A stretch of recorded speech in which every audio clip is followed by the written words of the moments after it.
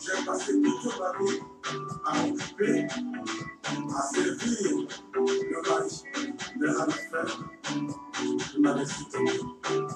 C'est ça la terre. Et quand la terre était terre, les choses n'étaient pas comme ça. J'aurais dû écouter mes parents. Aïe, mon village pleure. Aïe, aïe, aïe. Mon blessé, mon blessé.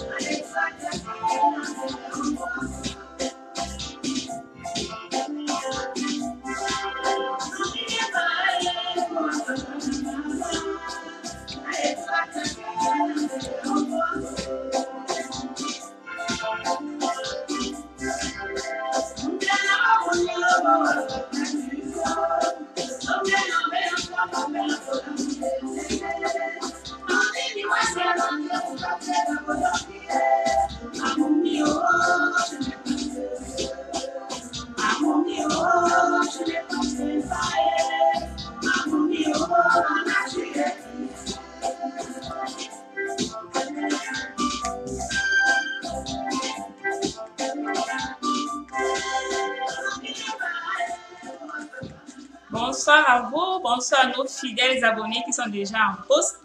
Bonsoir la Choco Pralinée, toujours la première. Bonsoir, coucou à toi. Bonsoir Geneviève, bonsoir. Merci d'être des nôtres.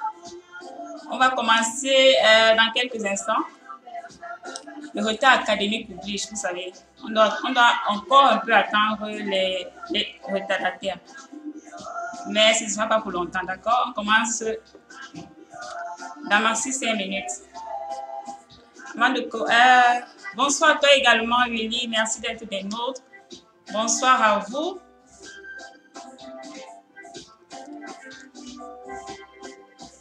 Bienvenue à tous.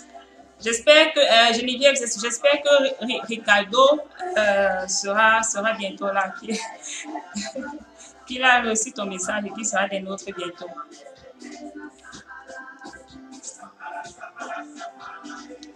Bien sûr, Willy, tu es l'un de nos plus grands fans, bien sûr. Bonsoir à toi. Bonsoir, bienvenue. Installe-toi confortablement. Comment pourrais-je manquer de te dire bonsoir?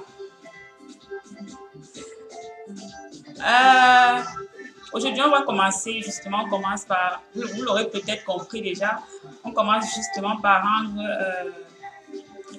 un petit hommage à une grande artiste de la musique camerounaise qui est partie le week-end dernier. Elle est certes partie, mais bien sûr, elle reste dans nos mémoires pour l'éternité. Elle sera toujours avec nous à travers la musique qu'elle a voulu partager avec nous. Merci à toi, Maman Gréa, pour ta musique. Merci pour ce partage. Que ton âme repose en paix auprès des siens. Auprès des tiens autant que vous. Merci. Voilà un petit hommage à Maman Gréa qui nous a fait danser, qui nous a fait rire, qui nous a fait pleurer avec sa musique. Une pensée pour elle en ce jour. Bonsoir Edith, bienvenue.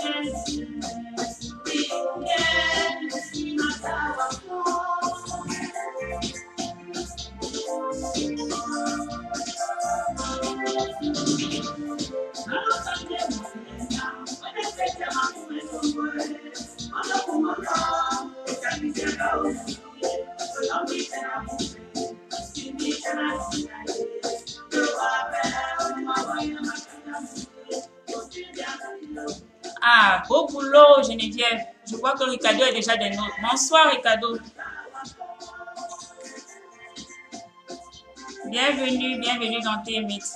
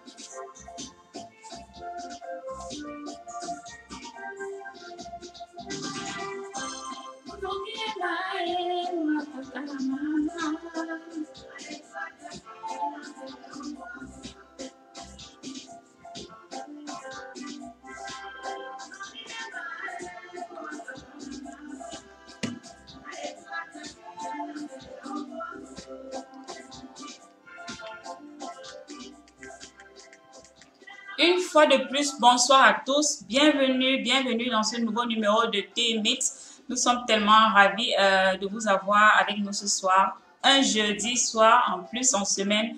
Merci d'être au rendez-vous. Ça nous touche profondément. J'étais certaine qu'aujourd'hui, je parlerai du mauvais temps, de la pluie, du gris dehors avec vous. Mais je ne sais pas. Il paraît que le temps a complètement bouleversé tout ce que j'avais prévu de vous dire à propos du mauvais temps parce que j'ai eu subitement du soleil aujourd'hui chez moi. C'est tout ensoleillé. J'espère que vous avez aussi le soleil là-bas à la maison, chez vous, que vous en profitez. Vous savez, c'est plein de vitamine D. Donc, ne vous en privez surtout pas.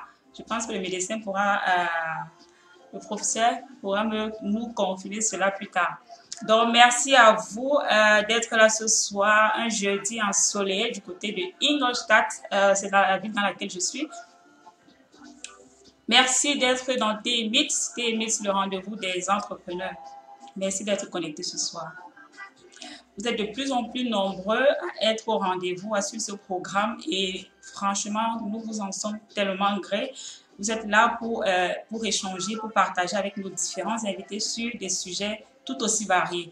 Le 4 juin dernier, par exemple, Patricia a reçu ici même le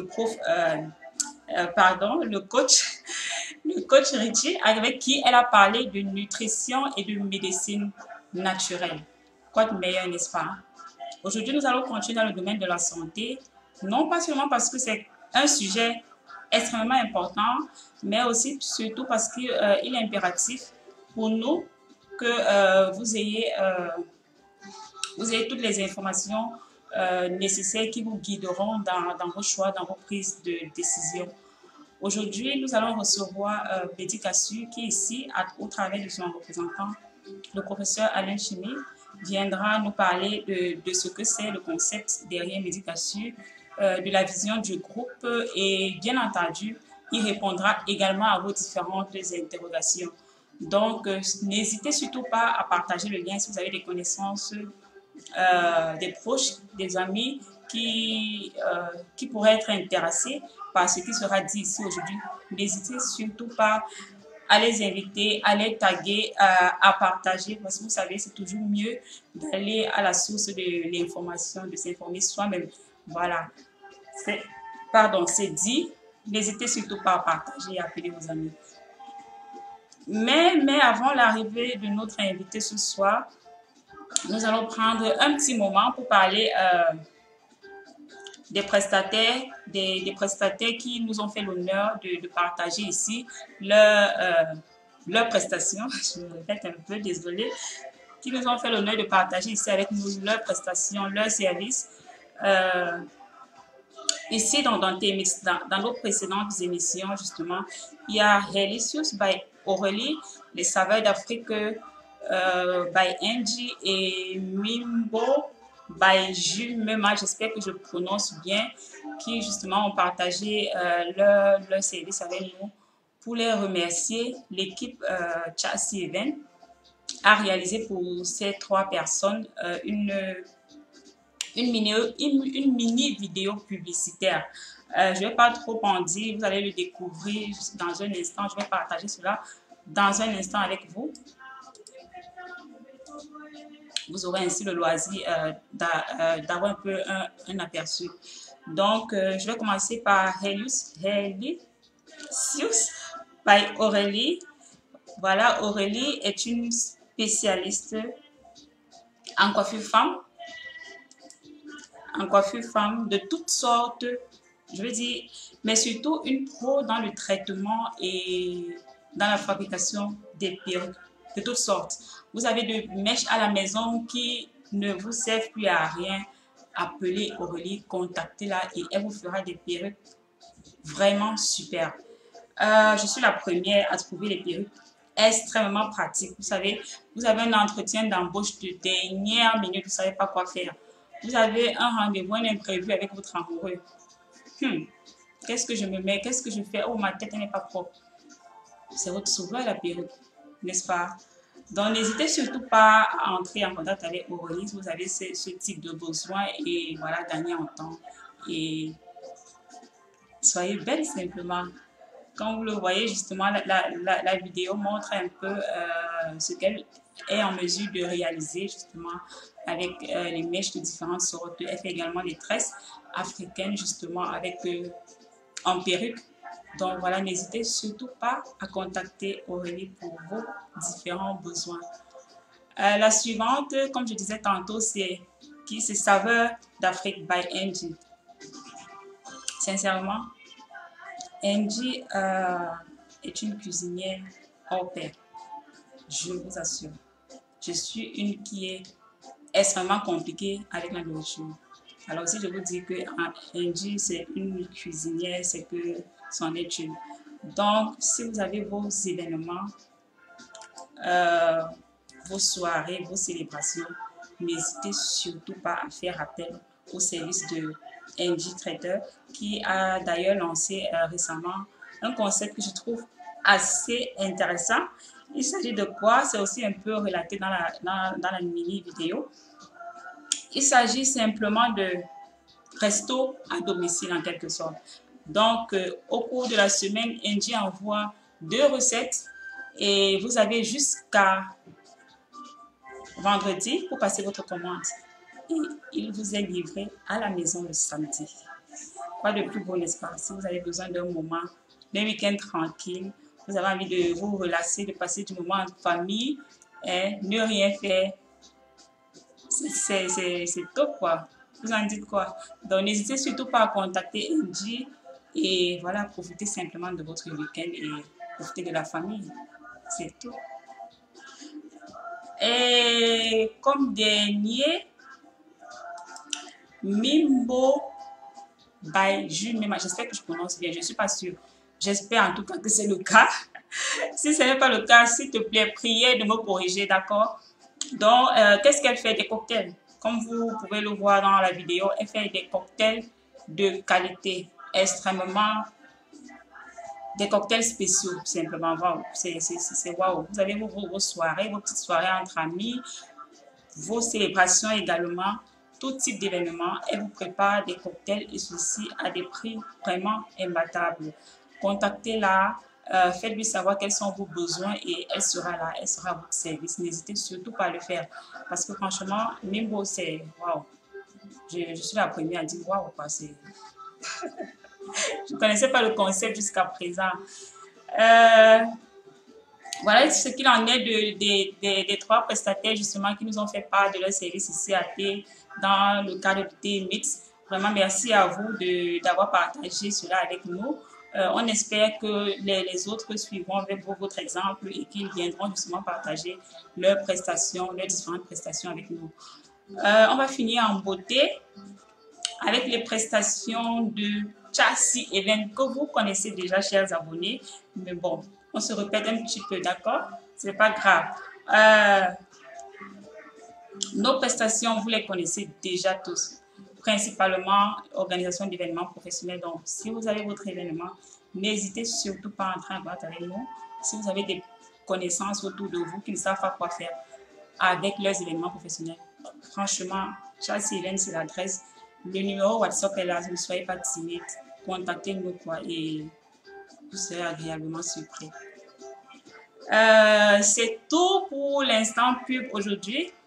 On va passer à la deuxième partie du programme. On va aller voir si le professeur est déjà en place pour échanger avec nous aujourd'hui. Donc, ce sera 3 minutes de pause. Le temps pour moi justement de prendre le professeur et comme d'habitude, n'hésitez surtout pas à nous faire part de vos prestations. Vous pouvez l'écrire en commentaire et voilà, on verra dans quelle mesure justement on parlait ici dans le cadre de notre de TMX. N'hésitez surtout pas. À tout de suite.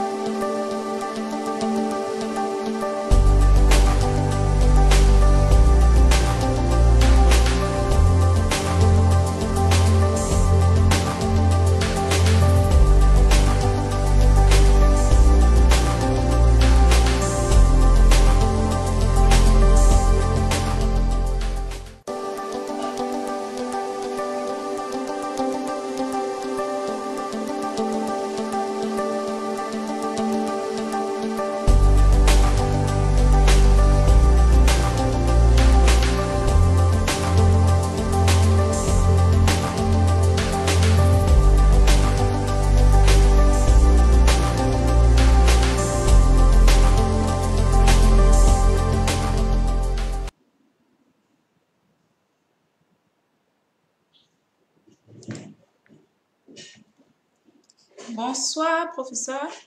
Allô? Vous m'entendez? Oui, je vous entends très bien. Ah, super. Bonsoir. Bonsoir à vous.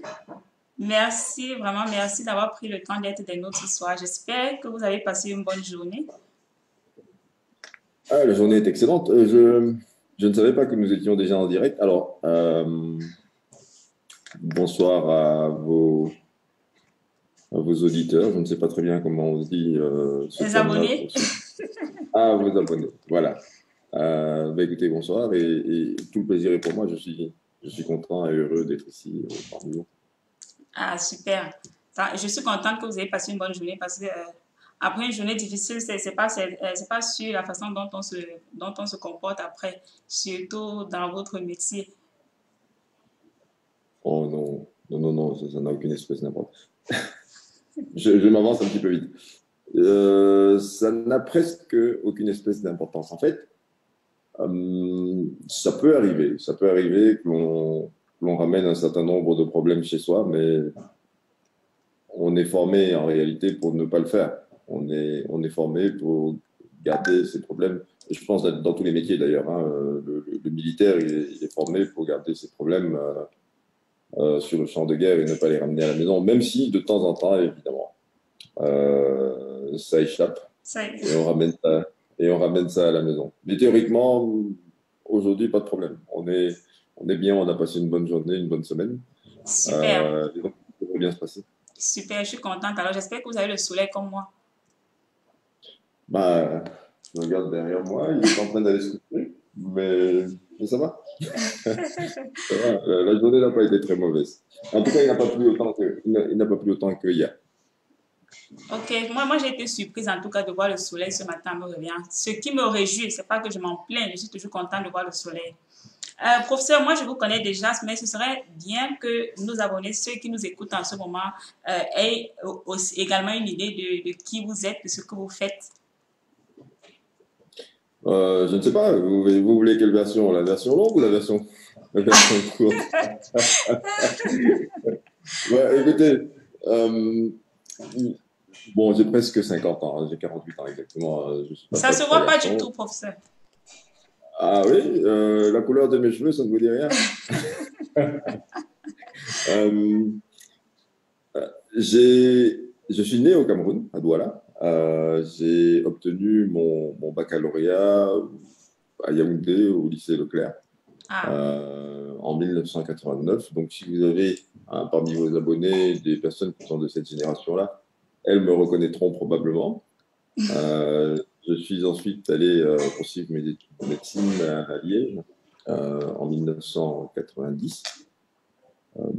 diplôme de docteur en médecine que j'ai obtenu en 1997. Et ensuite, directement, j'ai fait la spécialité de radiologie 5 ans plus tard. Donc en 2002, j'étais spécialiste en radiologie. Alors, j'ai encore attendu un petit temps, presque une décade, avant de m'inscrire en thèse de doctorat, toujours à l'université à Liège, que j'ai défendu en 2015.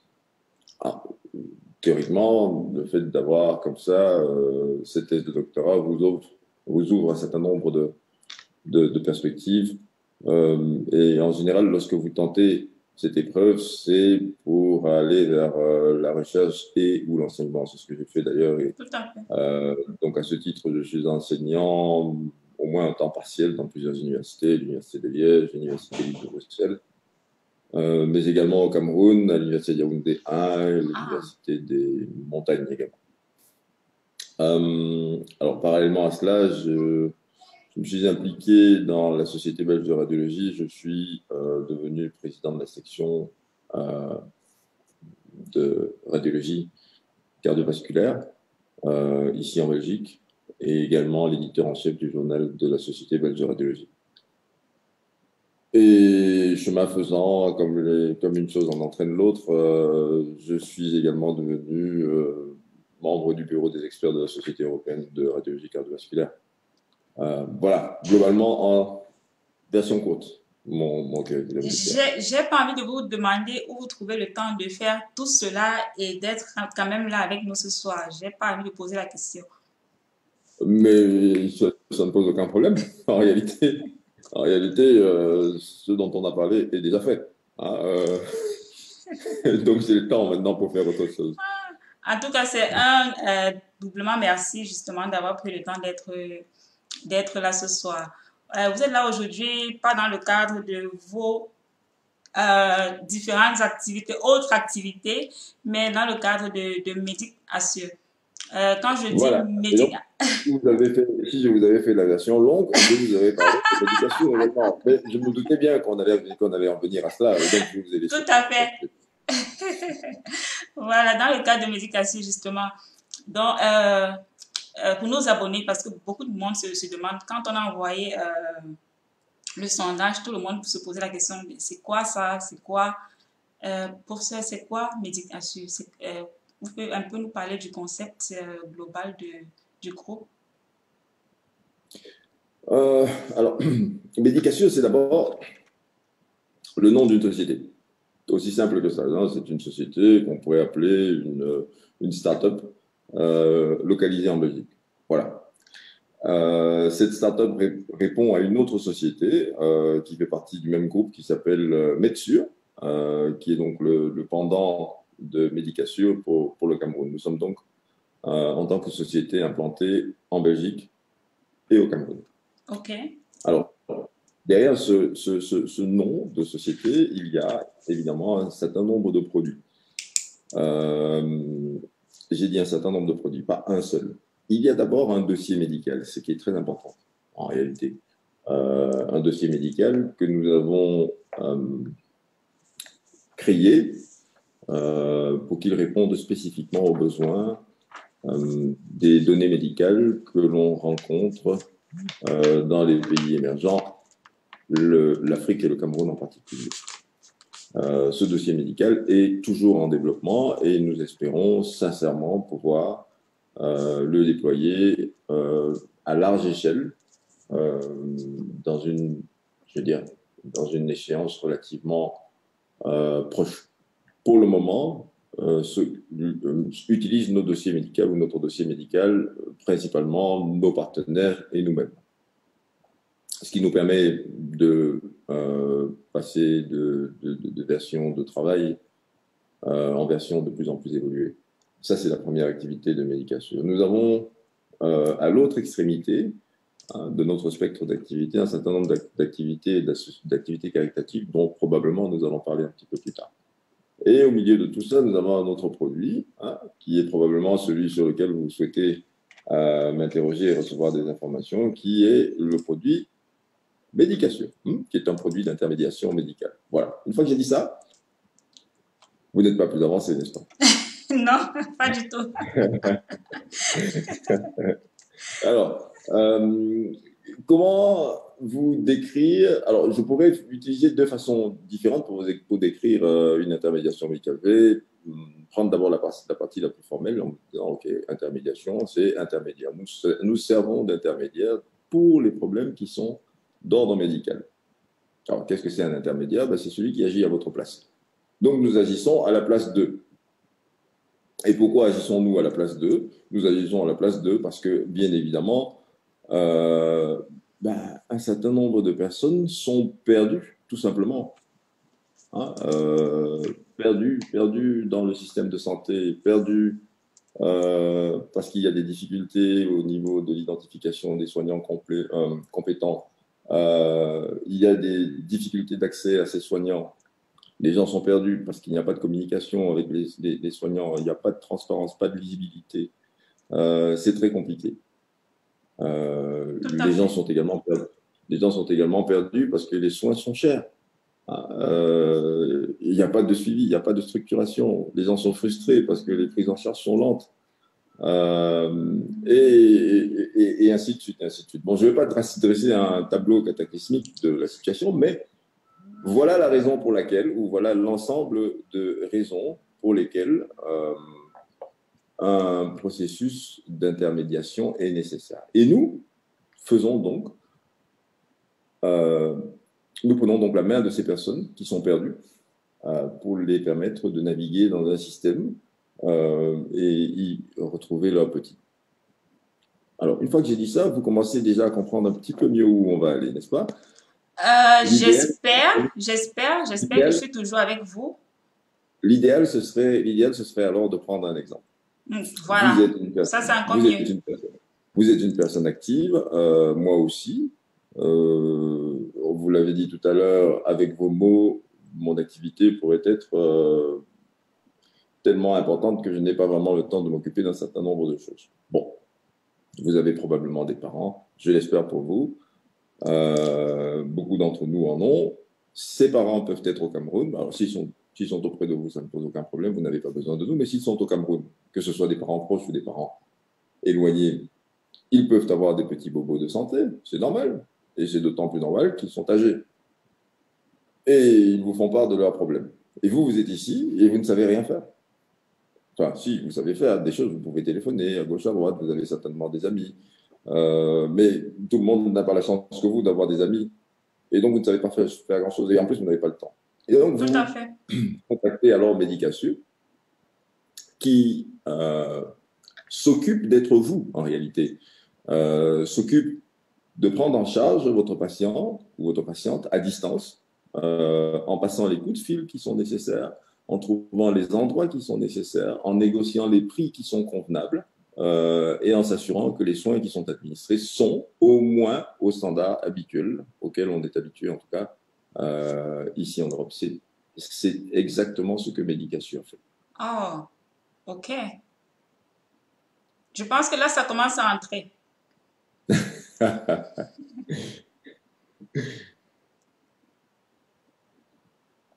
Et comme on a fait ça, et lorsqu'on a fait ça, donc il y a d'abord trouver les bons intervenants. Pour pouvoir faire ça, on a besoin d'un réseau. Donc on a besoin d'un... Vous ne pourriez pas le faire, vous, en tant qu'individu, de la même façon que Medicassure le fait, parce que Medicassure s'appuie sur un réseau de médecins qui sont audités, sélectionnés au Cameroun pour être de qualité. Okay. Ces médecins ont pour, disons, obligation de produire une feuille de route, un rapport pour chaque action, pour chaque acte médical. Cet acte est éventuellement relu, rediscuté avec les médecins experts d'Expermed de Medicassure qui se trouvent en Europe et qui vont donc pouvoir avoir un double check, comme on dit, une double vérification que tout a été bien fait. Et on produit aux souscripteurs et aux patients, parce que c'est leur propriété, en réalité, le rapport médical de l'ensemble du problème qui a été signaler jusqu'au moment où la solution a été trouvée et comment est-ce qu'on va pouvoir suivre ce problème-là dans le temps. Ok, si je comprends bien, parce que c'est très important, parce que quand je dis Medic assure aux personnes qui ne connaissent pas, la première question qui revient, c'est ah, c'est une assurance. Là, ce que vous me dites, Medic assure n'est aucunement une assurance santé. Absolument pas. Nous n'avons pas pour ambition ni pour intention d'assurer les gens. Non, en revanche, et bien que vous signalez ce problème, ou plutôt cette question, nous portons un nom qui ressemble à une assurance. Mais c'est une assurance, à vrai dire. Avoir Medicassure vous assure contre un certain nombre de problèmes. Vous pouvez nous contacter 24 heures sur 24. Nous vous donnons l'assurance que nous allons intervenir. Nous vous donnons l'assurance que nous allons pouvoir vous soigner dans les meilleures conditions possibles. C'est une forme d'assurance, mais ce n'est pas l'assurance médicale classique, bien entendu. Classique, tout à fait. L'une des actions à venir de Medicassure, ce sera bien évidemment de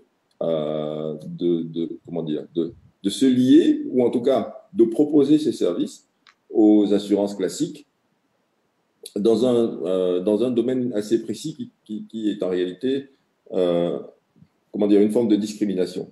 Je vous ai pris tout à l'heure l'exemple de vous qui seriez ici en Europe, et donc vous auriez un patient au Cameroun ou un parent au Cameroun qui nécessiterait l'assistance de médication. Bien, tout le monde ne vit pas en Europe. Hein. Il y a des individus qui vivent au Cameroun. Il y a des individus qui vivent au Cameroun et qui ont le même problème. On n'est pas moins perdu dans le système de santé au Cameroun, en Afrique, en général, que lorsqu'on est en Belgique. Et on n'est pas moins occupé là-bas qu'ici. Donc, le même problème se pose et nous commençons tout doucement à investiguer et à travailler sur le marché camerounais, à la différence près que nous préfinançons Medicassure, nous préfinançons les interventions au Cameroun. Donc, si vous, depuis... c'est Ingolstadt, c'est ça? Oui, Ingolstadt. Ah ben voilà. Donc, si vous, depuis Ingolstadt, vous avez un problème, ce que nous allons faire, c'est que nous allons intervenir et nous allons préfinancer les soins que vos parents vont recevoir. Ah, ça, c'est un point important. Donc, ça veut dire que justement, Medicassure donne cette possibilité de prendre, dans les cas urgents, justement, de prendre une partie déjà en charge, de préfinancer. Oui, nous préfinançons les soins. Il y a certainement un plafond, d'ailleurs, que j'ignore et dont tout le monde se fiche. Mais nous préfinançons les soins et nous les facturons. Ouais, ok. Si vous étiez au Cameroun, malheureusement, ce ne serait pas possible. Ce ne serait pas possible parce que c'est très compliqué et ça générerait potentiellement, parce que je ne suis pas en train de dire que les gens sont malhonnêtes, je dis que ça générerait potentiellement des créances toxiques que nous pourrions ne pas être capables de recouvrer. Donc, pour remédier à cela, afin de remédier à cela, c'est une position assez discriminante en réalité pour les gens qui vivent au Cameroun. Pour remédier à cela, je pense qu'il faudrait que nous puissions parvenir à des protocoles d'accord avec les assurances. Hein, les assurances sur place au Cameroun? Oui, c'est ça. Afin que nous puissions, malgré tout, toujours préfinancer les soins, même pour les patients et même pour les personnes qui se trouvent au Cameroun. Professeur, on va revenir encore sur cette question-là parce qu'elle est vraiment importante. Mais déjà, je voulais un peu continuer avec des questions personnelles. Vous savez, je suis quelqu'un d'extrêmement curieux. J'ai par exemple, compris que vous n'avez pas commencé l'aventure Medicassure. Vous avez rejoint le groupe un peu plus tard. D'où ma question, justement. On vous a raconté des choses. C'est vrai, c'est vrai. Voilà. Pourquoi avoir rejoint le groupe, professeur? Écoutez, voilà une bonne question. Voilà une drôle de bonne question. Alors, je vous ai dit tout à l'heure que j'approchais gentiment les 50 ans. Et donc, lorsque on en est là, il y a un certain nombre de petites choses qu'on appelle l'expérience. On a notamment le souvenir de ce qui a fonctionné et de ce qui n'a pas fonctionné, de ce qui a moins bien fonctionné. On sait où on a échoué et souvent on sait pourquoi on a échoué. Et lorsque j'ai rencontré pour la première fois Medicassure, c'était en réalité, ils ne m'ont pas laissé une impression extraordinaire. Je me suis dit, oh bon, un produit supplémentaire, mais il faut toujours laisser sa chance aux gens et il faut leur permettre de montrer ce qu'ils savent faire. Et j'avais donc, je me trouvais au Cameroun où j'avais un ami qui souffrait d'un accès de malaria. Je le savais parfaitement. J'ai contacté Medicassure, j'ai pris une assurance pour lui, ce qui est une assurance one-shot, hein, je crois que c'est 50 ou 55 euros. Et puis là-dessus, je suis parti. Il a été reçu par le médecin, il a reçu des soins, il en est guéri. J'ai trouvé que c'était un peu cher payé. Hein, je ne sais plus combien d'argent cela m'avait coûté, mais je me suis dit quand même, voilà un diagnostic que j'ai posé moi-même. Et rien que pour le soigner, ils m'ont fait dépenser tant d'argent. Bon, j'ai laissé ça de côté et j'ai continué mon chemin un peu. Le destin est parfois étrange. Quelques temps plus tard, d'autres personnes de ma famille sont tombées malades et des personnes importantes, pas des moindres. Okay. J'étais assez démuni parce que je me trouvais loin et la maladie était assez sérieuse. D'ailleurs, à tel point sérieuse que la personne en est décédée. Oh. Et j'ai donc souscrit de nouveau une assurance Medicassure pour quelque chose de plus sérieux. Et là, j'ai vu se déployer quelque chose qui se rapprochait un petit peu de la médecine telle que je l'aurais faite, et à un prix comme je l'aurais imaginé. Et j'en ai déduit de cela que, et je leur avais dit hein, de façon très transparente, que si j'étais Monsieur X, bah, moi je n'irais pas les trouver pour résoudre un petit bobo, un petit panari au doigt ou bien une crise de malaria. Mais en revanche, si je devais être sérieusement malade, il n'y a personne d'autre vers qui je me tournerais avant eux. Oh. Nous avions discuté de ça. Probablement appréciaient-ils mes manières et moi leurs produits. Et donc, nous sommes arrivés à un agrément mutuel qui a fait qu'aujourd'hui, je suis occupé à porter leur parole. Votre histoire est aussi belle que triste. Toutes mes condoléances pour votre perte. Oh, vous savez, la vie, c'est comme ça. Hein, il arrive toujours un moment où il faut dire au revoir aux gens qu'on aime. Ouais, malheureusement. Malheureusement. Mais c'est bien quand ça se passe entre guillemets bien. Ça ne se passe jamais parfaitement, mais là, ça s'est vraiment bien passé. Ils ont été remarquablement professionnels. Mon malade a pu être géré à domicile. Ça, c'est très important parce que vous savez, il y a un côté parfois assez inhumain. Si vous voyez les images des hôpitaux au Cameroun, vous verrez tout de suite qu'il y a une certaine forme d'inhumanité. Et j'ai vraiment beaucoup apprécié la possibilité que Medicassure m'offrait de pouvoir finalement gérer mon malade à son domicile. À son domicile. Parce que je pense qu'il n'y a pas endroit qui soit plus humain que son domicile lorsqu'on est malade. Donc c'était vraiment chouette. Et à partir de là, ils m'ont convaincu de l'absolue nécessité de les avoir avec soi ou bien d'en faire partie. D'en faire partie.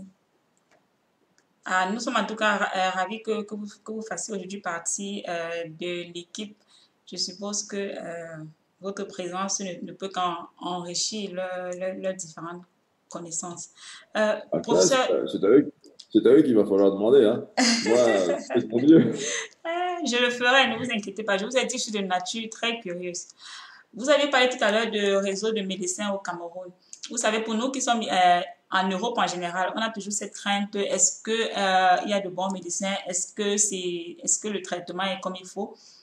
Sur quels critères est-ce que la sélection de ces médecins se passe au Cameroun?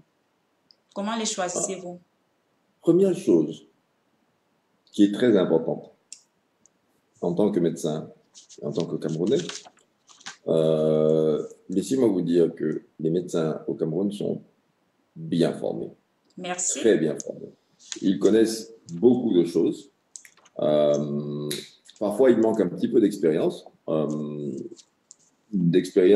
J'allais dire d'expérience à un certain niveau de la médecine, et c'est tout à fait normal puisqu'ils n'ont pas le matériel qui est nécessaire pour pouvoir se tester et acquérir l'expérience à ce niveau-là. Mais la formation de base est excellente. Ça, c'est la première chose. Et donc, la sélection des médecins n'est en réalité pas très compliquée. Ce qui est vraiment très important, c'est de leur offrir des formations. Beaucoup de formations. De telle façon que cette formation de base puisse s'exprimer. La deuxième chose qu'il y a comme problème dans mon pays est l'affairisme.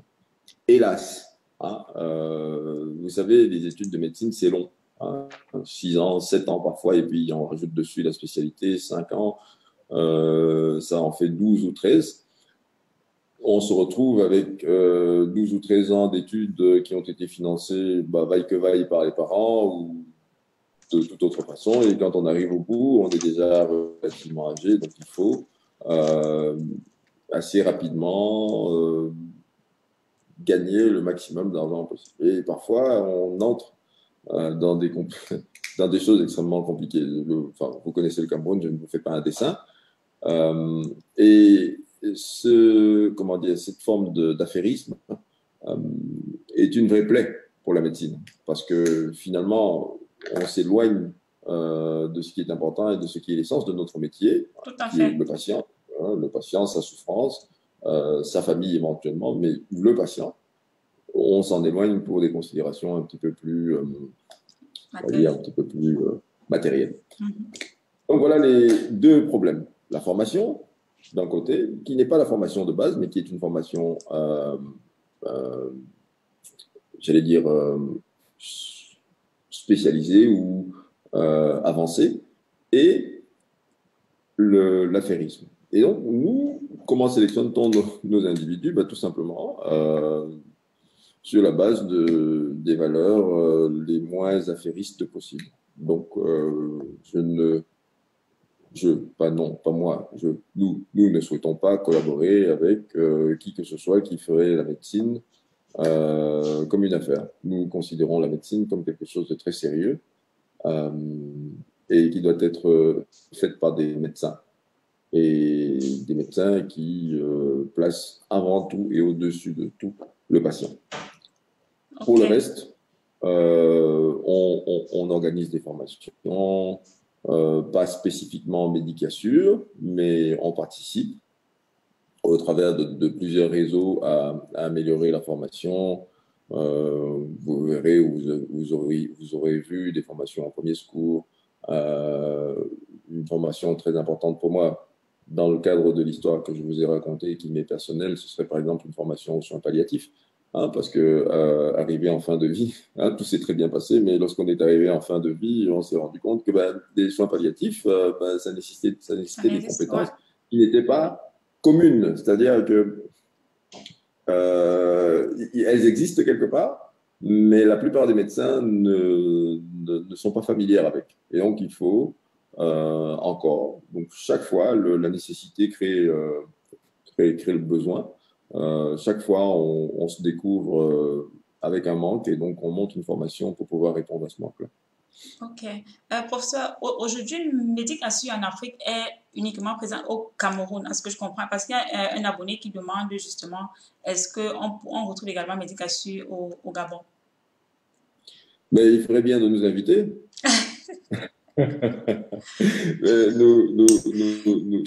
Judith, tu as compris, il faut inviter Médicassure au Gabon. Nous y investirions avec grand plaisir, parce que ce que j'ai décrit ici sur l'individu qui est perdu au milieu d'un système de soins compliqué avec les problèmes que je vous ai identifiés, Je ne suis pas sûr que c'est la photographie, c'est une photographie exacte de ce qui se passerait au Gabon, en Mhm, Guinée équatoriale ou ailleurs. mhm. Je ne demande qu'à voir. Hein. Et s'il est nécessaire, bien sûr qu'on le fera. Pour le moment, on est en train de discuter. On discute avec des amis au Rwanda, on discute avec des amis au Congo également. Mais je veux dire, le produit Medicassure tel qu'il est, il a vocation à fonctionner partout où il y a le genre de problème qu'il Qui- est amené à résoudre. Hein, Tout si à le problème fait. n'existe pas, il n'y a pas de raison, il n'y a pas de raison que nous soyons présents à cet endroit-là. Et professeur, ici en Europe, dans quel pays de l'Europe exactement est-ce qu'on trouve les médecins du groupe Medicassure? Pas seulement en Belgique, j'espère. Non, non, pas du tout. Là d'où je vous parle, je me trouve au Luxembourg, Ah, euh, parce que c'est là que je travaille et que je vis. Euh, il y a des collègues qui sont en Allemagne, en Suisse, en Belgique également, bien entendu, mhm. mais également en France. Donc on a une assise qui est assez multi-pays. C'est ce que c'est ce que je constate. Et, et ça nous donne, ça nous donne, c'est parce que, en fait, c'est important d'avoir cette assise parce que, aussi étrange que cela puisse paraître, la médecine est assez différente d'un pays à l'autre. Alors, Pas la finalité de la médecine, mais certains aspects de la médecine sont différents. Il y a des pays dans lesquels on met un petit peu plus d'accent sur le résultat immédiat, d'autres pays dans lesquels on met un petit peu plus d'accent sur la prévention, etc., etc. Et c'est bon d'avoir mhm, toutes ces approches à l'intérieur de Medicassure et c'est bon de pouvoir en discuter ensemble et de voir effectivement quelle est l'approche que nous privilégions au Cameroun pour le moment, puisque nos malades se trouvent au Cameroun principalement. Nous privilégions là-bas une approche préventive, en sachant que on est amené, et ça c'est une grande majorité des cas, on est amené à répondre la plupart du temps à des urgences. d'accord. Donc, nous avons une situation où souvent on nous contacte parce qu'il y a un problème, si pas urgent, si pas une urgence vitale, mais en tout cas un problème qui nécessite une attention rapide. Et ce que nous voudrions, c'est qu'à terme, nous puissions avoir une situation dans laquelle nous agissons de façon préventive. Donc, avant que ces situations critiques ne surviennent. Mhm. Ok. J'aimerais encore un tout petit peu rester dans le cadre des pays où exercent ces différents médecins du groupe Medicassure. Étant donné cette constellation des pays européens où ils se trouvent, lequel de ces pays conseillerez-vous aux futurs étudiants ou alors aux parents pour une formation en médecine? Ben, aucun. Aucun. Alors, vous savez, c'est très compliqué parce que ça voudrait dire qu'il y aurait des pays dans lesquels la médecine serait meilleure que dans d'autres. Eh Que ben, dans... ça n'existe pas. Hein. Chaque pays se targue d'avoir la meilleure médecine au monde. Si vous voulez trouver les Français, on dira, ah, ben oui, nous, on fait la meilleure médecine au monde, les Suisses, pareil, les Anglais, pareil, etc., etc. À la fin, tout le monde fait la médecine. Tout le monde fait la médecine selon, allez, ses sensibilités, son caractère, son communautarisme, son libéralisme, mais finalement, tout le monde fait de la médecine, et c'est la médecine, on va dire la médecine moderne, hein, ou la médecine traditionnelle occidentale, qui permet de soigner les patients, et ils sont tous plus ou moins bien soignés. Voilà. Je Très n'en bonne. conseillerais, je n'en conseillerais strictement aucun. Ça, c'était une Ce que je question piège demanderais, et je pense que vous avez très bien répondu. ce que je demanderais en revanche hein, à tout parent dont le fiston ou la fille souhaiterait faire la médecine, et de bien insister pour que comment dire, les connaissances médicales de base soient acquises et bien acquises. Et dans tous les pays, elles peuvent l'être. À partir de ça, on peut construire tout ce qu'on veut, n'importe où, et ça ne pose aucun problème. Qu'entendez-vous par connaissance de base? Ah, ça, c'est vraiment on va dire les quelques premières années de médecine, hein. C'est le moment où vous apprenez la biologie, l'anatomie, la physiologie, etc., etc. Toutes ces matières qui, après, finalement, ne vous servent plus à rien, entre guillemets, mais elles sont essentielles. D'accord. Hein, parce que c'est à ce moment que vous développez finalement votre esprit critique, votre capacité à comprendre le fonctionnement du corps humain et votre capacité à comprendre les problèmes et à comprendre la solution aux problèmes. OK. C'est Vous un peu comme vous développez. avec l'éducation d'un enfant. On dit les premières années sont les plus importantes, là où on met la Tout base. à fait, tout à fait. Et donc cette éducation de base, une fois qu'elle est solide, on peut construire tout ce qu'on veut Tout ce qu'on par-dessus. veut. Et ça tient sans problème. Ok, d'accord. Merci, professeur. J'espère que les étudiants qui sont connectés ce soir ont suivi vos conseils et qu'ils ils essaieront d'appliquer cela, quoi, vraiment de mettre de l'importance justement sur ces premières matières. Professeur, j'ai envie de vous demander quels sont les... Forcément, je m'imagine que ça a dû être le cas, que Medicasu, quelles sont les difficultés que le groupe a rencontrées pour implémenter son projet au Cameroun? Ah. Les difficultés existent en réalité, mais le propre de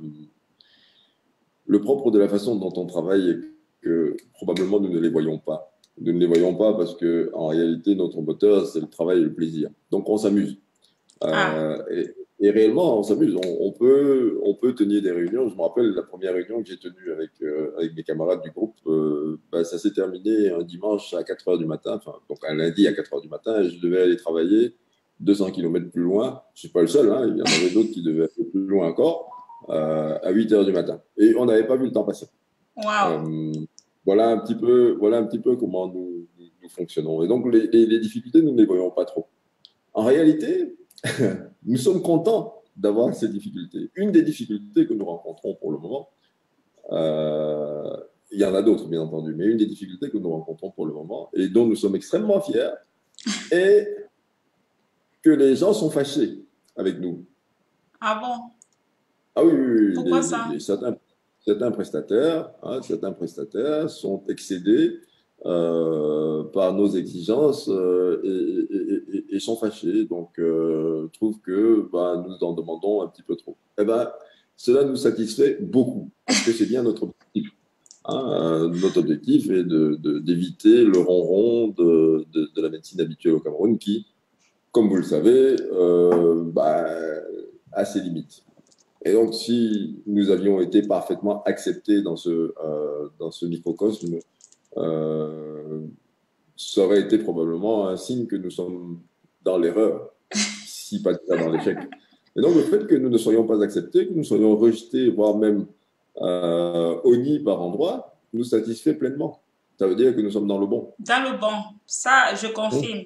Ça veut dire, c'est forcément le cas. Oui, donc oui, bon, on a d'autres difficultés. On a du mal, par exemple, et on n'a pas encore travaillé suffisamment sur les aspects marketing de notre produit ou de nos produits. Donc, je dirais globalement que on a choisi, volontairement ou involontairement, on a choisi d'abord d'essuyer les plâtres euh, du travail en petit comité et d'une clientèle, une patientèle assez limitée pour pouvoir être bien sûr que lorsque nous allons ouvrir notre produit à l'ensemble du marché par des moyens de communication modernes, que nous puissions effectivement répondre de façon Bon, efficace à la demande qui va nous arriver dessus. L'idée n'est pas de grandir gloutonnement sur le marché et de ne pas pouvoir rendre le service, finalement, de rentrer dans les rangs. Ce n'est tout pas ce à que nous, on fait. veut. Nous, on veut être sûr que notre intervention a un impact. Wow. Médication monte encore d'un cran dans mon estime.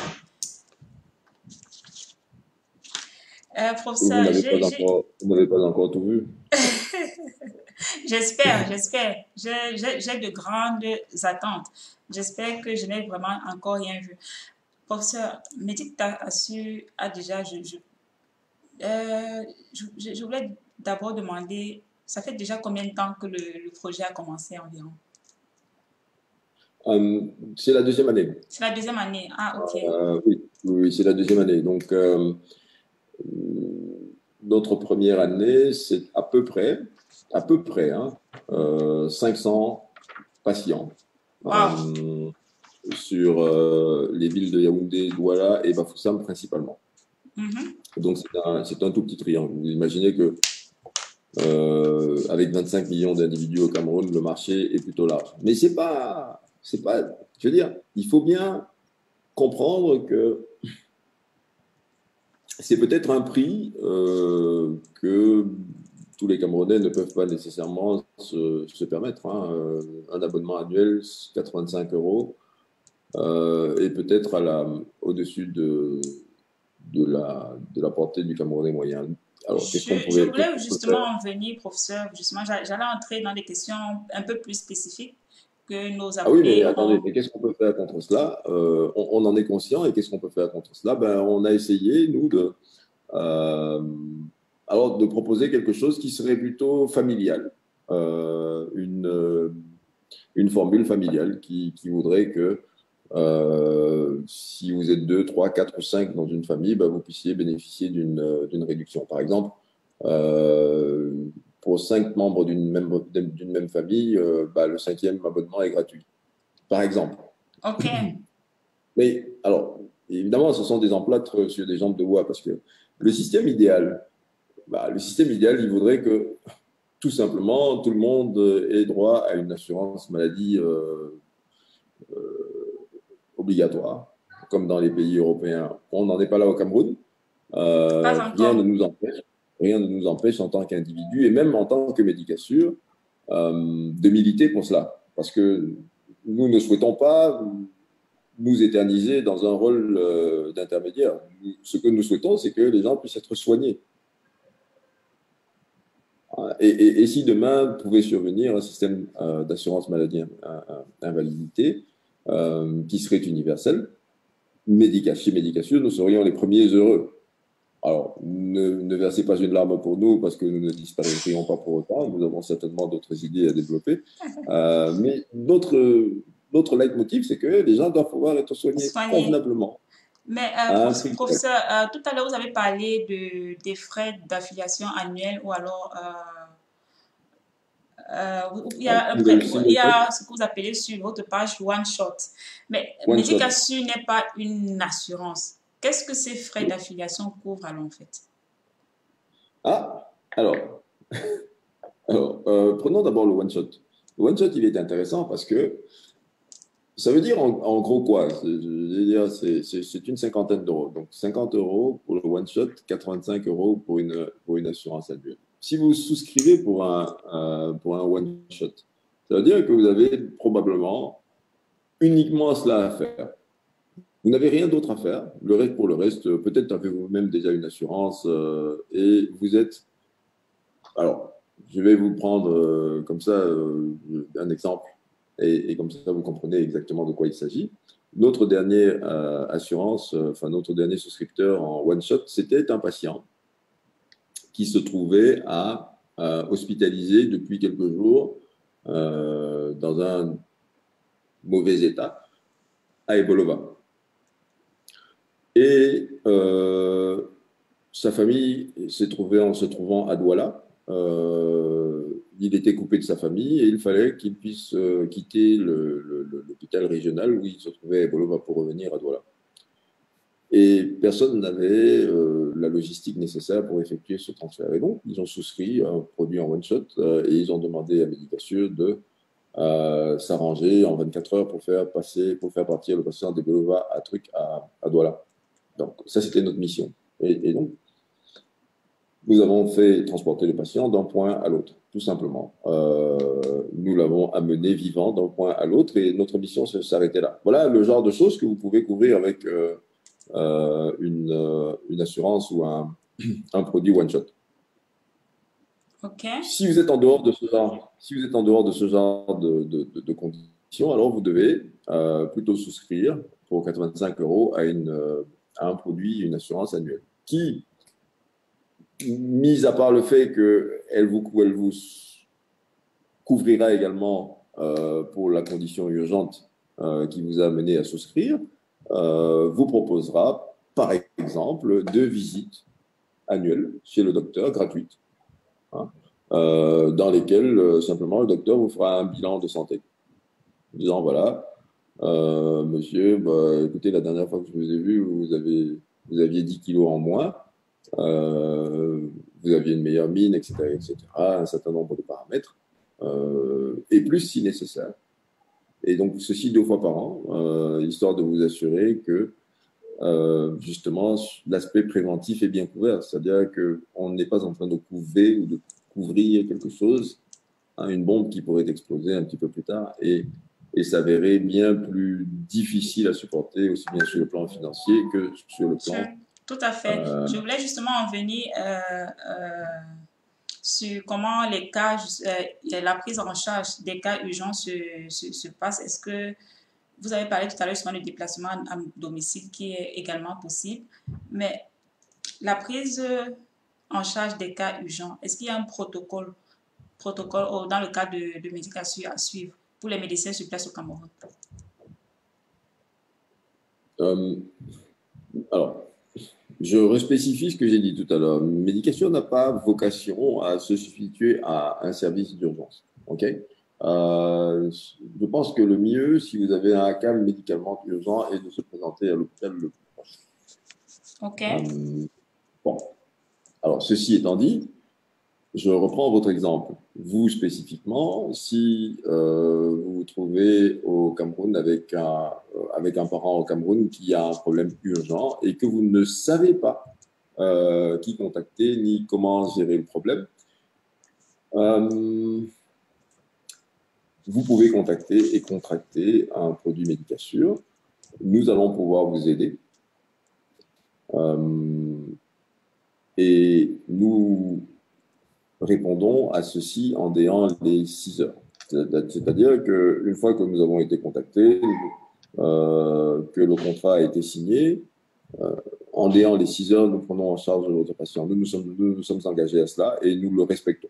Hein, je veux dire, pour la première année, 500 patients. Maintenant, on a passé le millier de patients. Donc, pour le plus du millier de patients que nous avons, nous nous engageons à respecter le délai de 6 heures pour répondre à chaque sollicitation. Et nous le faisons. D'accord, je pense que c'est assez clair. J'espère que c'est clair également pour ceux qui sont en ligne en ce moment. Si vous avez des questions, n'hésitez surtout pas à nous les envoyer. On se fera un plaisir de poser directement au professeur. Professeur, vous avez parlé tout au début de l'établissement d'un diagnostic qui se fait également en collaboration avec les médecins ici sur place en Europe. Mais comment est-ce que Médicassure gère également les risques qui peuvent être liés au mauvais diagnostic, particulièrement dans le contexte camerounais? Le mauvais diagnostic, enfin l'erreur médicale, hein, appelons-la comme ça, c'est pas nouveau et par chance, c'est pas les Camerounais qui l'ont inventé. C'est quelque chose qui existe depuis la nuit des temps et depuis les premiers jours de la médecine. Et l'une des façons les plus efficaces qu'on ait trouvé pour résoudre ces histoires d'erreurs médicales et ces problèmes de diagnostic, c'est la redondance. Comme dans un avion. Hein, si un avion ne va pas au sol, c'est parce que la plupart des systèmes qu'il exploite sont redondants. Il y a donc toujours un petit système de secours qui prend les choses en main lorsqu'un système est défaillant. En médecine, on fait exactement la même chose. Et ça s'appelle le second avis. Okay. Donc, lorsqu'un premier médecin est passé, a fait son travail et a établi un diagnostic, nous faisons passer un second médecin qui revoit le dossier et qui tombe d'accord ou ne tombe pas d'accord avec le premier. Et si nécessaire, on fait intervenir un troisième individu parce que les 2 premiers ne sont pas d'accord. Et on en fait intervenir autant qu'il est nécessaire jusqu'à ce que tout le monde tombe d'accord. Donc ça, c'est la façon dont Médicassure gère le risque d'erreur. Malgré tout, les erreurs existent et continuent de survenir, mais ça limite de façon considérable les erreurs. Alors, deuxième aspect par lequel Médicassure augmente la qualité des soins, c'est en fait le travail multidisciplinaire, le travail collégial. Donc, et c'est également un gros impact sur la qualité des soins. Si vous faites travailler les médecins chacun dans son coin, ils sont certainement moins bons que lorsque vous les mettez tous autour d'une table et Tout que vous à mettez fait. le patient au milieu de la table et que chacun observe le patient de l'angle par lequel il a l'habitude de l'observer, mais ceci étant en discutant avec les collègues qui sont autour de lui. En général, ça produit de bien meilleurs résultats que lorsque le médecin est tout seul. Voilà un petit peu comment est-ce que nous, on essaye de faire avancer les dossiers des patients. L'une des choses que moi particulièrement je trouve intéressante dans le concept de Médicassure justement, c'est que la diaspora, les personnes de la diaspora sont vraiment impliquées dans le processus, dans le suivi médical de leurs proches au Cameroun. Mais dis-moi, professeur, est-ce que la diaspora a également accès au dossier médical de ses proches au Cameroun? Et si oui, comment justement se gère le secret médical? Alors, il y a...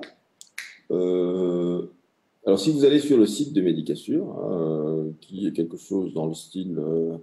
attendez que je vous dise ça, https medicassure.com, vous pouvez réaliser une affiliation en ligne. Et au moment de réaliser cette affiliation, vous pourrez cocher un certain nombre de possibilités. Soit vous prenez un produit pour vous-même, soit vous prenez un produit pour vous souscrivez pour quelqu'un d'autre. D'accord. Et dans le cas où vous souscrivez pour quelqu'un d'autre, il y a bien entendu un certain nombre de données qui vont être la propriété de cette personne. Lorsque vous avez fini votre contrat, lorsque vous avez rempli votre contrat, Médicassure se charge de contacter la personne et se charge bien entendu de régler avec la personne en question toutes les questions qui se rapportent au secret médical. Souhaite-t-elle, cette personne-là, partager un certain nombre de données, de données personnelles avec vous ou pas?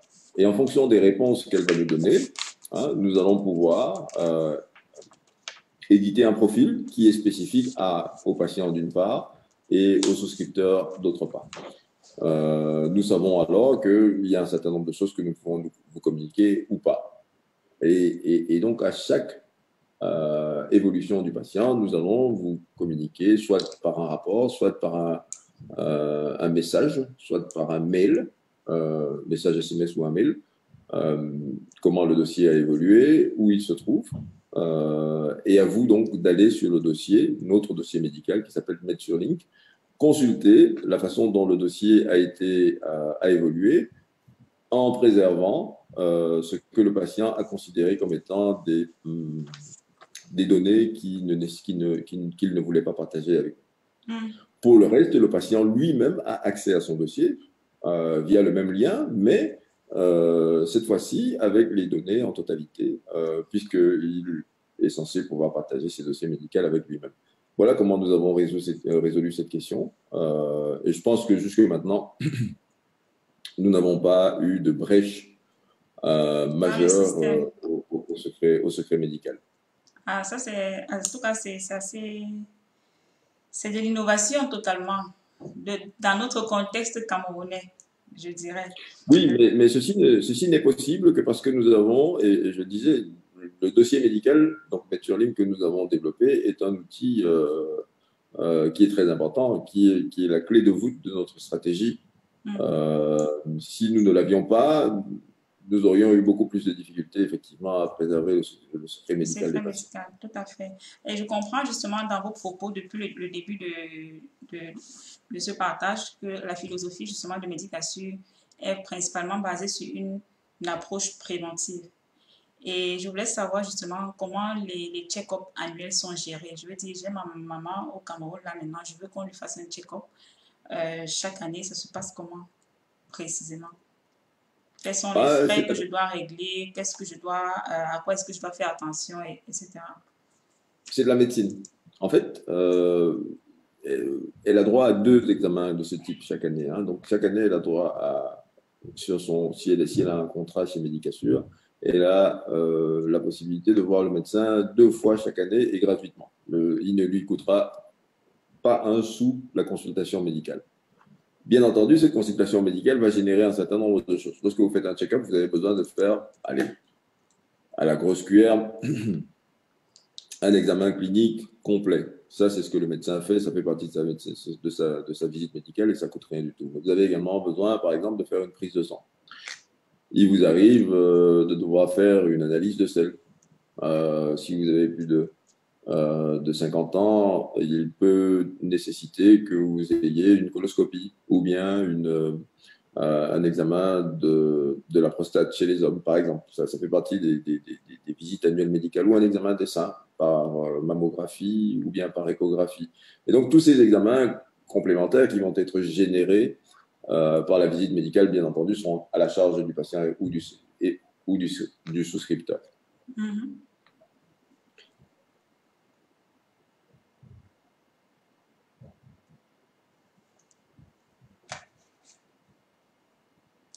Mais vous souhaitez un devis, hein? Je veux dire, c'est des check-ups qui sont au cas par cas, non? Ok. Euh, Oui, c'est le cas par cas. Ce n'est pas par rapport à l'âge, par exemple, pour les oui, bien personnes sûr. âgées dans Bien cette sûr. tranche. Ben, je vous ai dit, si vous, allez, vous, spécifiquement, si vous avez besoin d'un check-up, ça vous coûte juste une visite médicale et peut-être une prise de sang. Alors, on va vous mesurer votre pression artérielle, on va vous regarder vos yeux, on va tester vos réflexes, etc., etc. Bon, comme vous Mhm. n'avez pas 50 ans, on ne fera rien de plus. Bon, une fois que vous aurez 50 ans, vous aurez droit à un examen euh, À la totale. du côlon, des seins, avec une fréquence qui est déterminée par un certain nombre de risques. Est-ce que vous avez quelqu'un qui a eu un cancer dans la famille? Est-ce que quelqu'un est mort d'un cancer de plus ou moins proche? Alors, selon donc les réponses à ces différentes questions, ce sera tous les ans ou tous les 5 ans. Pour le côlon, pour les seins, ce sera tous les ans ou tous les 2 ans, et ainsi de suite. Chez les hommes, ils auront également un examen de la prostate, en fonction de leur profil de risque spécifique, tous les ans, avec une prise de sang pour mesurer ce qu'on appelle les PSA, Prostatic Specific Antigen, etc., etc. Donc, un certain nombre de problèmes,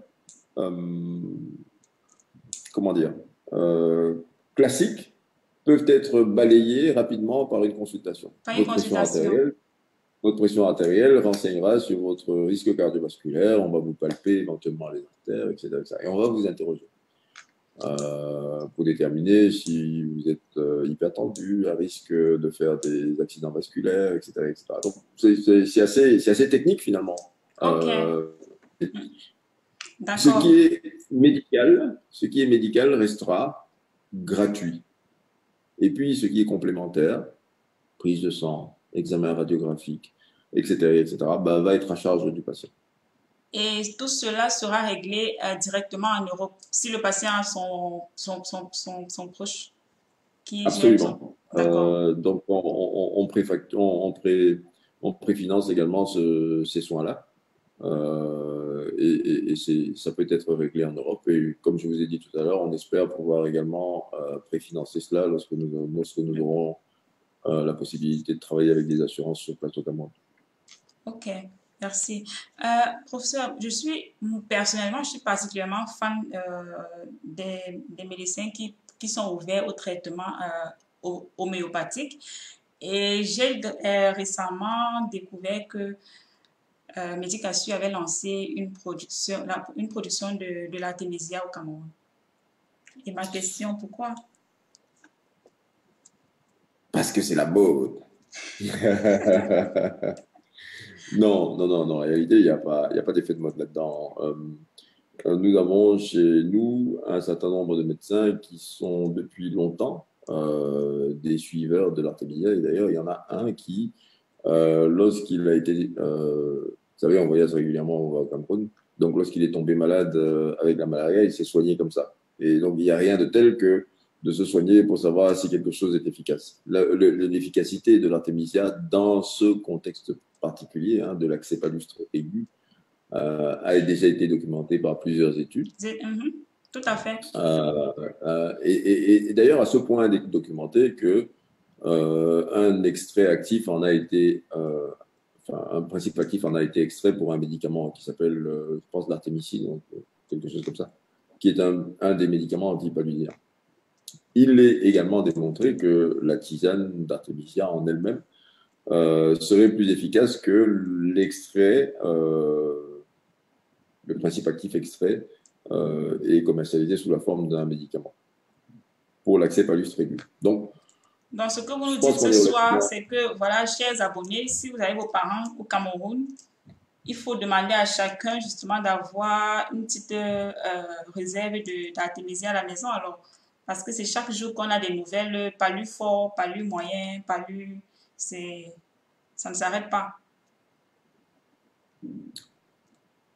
Alors, je vais reprendre la phrase de quelqu'un d'assez célèbre qui dit si on ne sait pas vous prendre en charge, vous devez vous prendre en charge vous-même.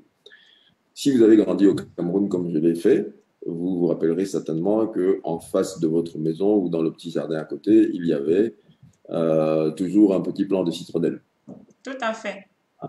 Et que dès que vous aviez un petit peu de fièvre, on allait cueillir rapidement quelques feuilles de citronnelle pour vous en faire une infusion et que vous buviez ça. Je me rappelle que ça a d'ailleurs très bon goût.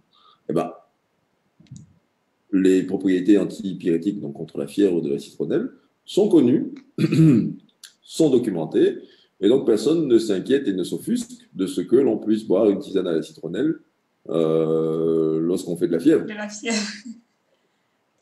Dans ce cas, pourquoi s'inquiéterait-on de ce que l'on puisse boire une tisane à l'artémisia lorsqu'on fait un accès de palu? Pour moi, la question est relativement simple.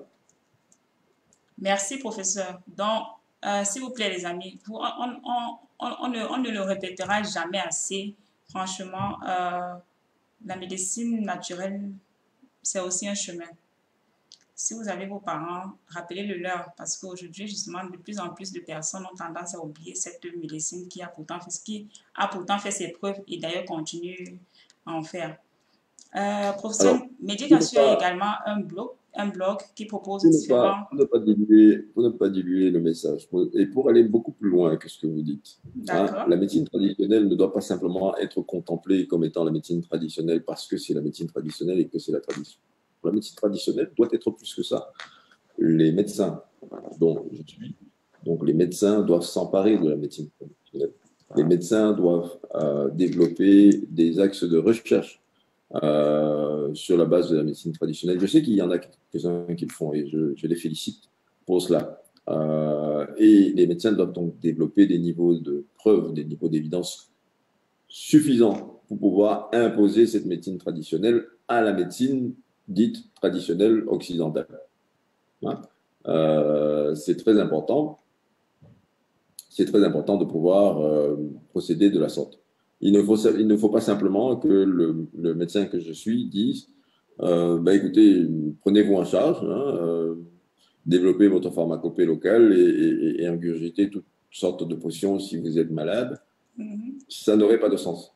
Pour moi, ce qui est important, c'est de développer une recherche pour essayer d'apporter la démonstration évidente que ces produits sont efficaces et qu'ils peuvent être utilisés dans les indications pour lesquelles ils sont utilisés. Merci. Merci encore pour ces précisions. Professeur, Médication a également un blog qui propose différents articles intéressants dans le domaine médical. Vous avez récemment écrit un article avec pour titre « Garder la monnaie ». J'ai beaucoup aimé le titre. L'article en question met en lumière certaines réalités sur la pandémie actuelle de COVID-19. Mais je voulais savoir, donc, professeur, qu'est-ce que c'est SARS-CoV-2 et qu'est-ce que c'est COVID-19? C'est quoi la différence entre les deux notions? J'étais un peu perdue en lisant l'article en question. C'est vrai? Un tout petit peu. Merde alors. Mais attendez, le fond de l'article est assez provocateur. Hein. Ça, on le comprend déjà avec le titre. Mon objectif est de démontrer que finalement les aides au développement en général et les aides occidentales à la lutte contre la pandémie de la Covid, puisqu'on dit la Covid, Okay. 19, sont des leurres. Hein, sont des leurres qui sont destinés à maintenir des pays, des gouvernements, des pays émergents ou des pays sous-développés dans le sous-développement. C'était le but de ma petite dissertation. Alors, là-dedans, j'ai dû utiliser donc la Covid-19 et le SARS-CoV-2. Alors, le SARS-CoV-2, c'est le nom du virus. Comme par exemple, il y a un cytomégalovirus, comme il y a un virus herpès simplex ou bien varicelle zoster. Donc, c'est le nom du virus, SARS-CoV-2. Ah, SARS d'accord. pour syndrome, donc c'est syndrome aigu respiratoire sévère, je pense, quelque chose comme ça, syndrome de détresse respiratoire aigu sévère. CoV pour coronavirus et 2 pour deuxième du nom, parce qu'il y a eu un premier. Il y a En eu quelle un année? SARS-CoV.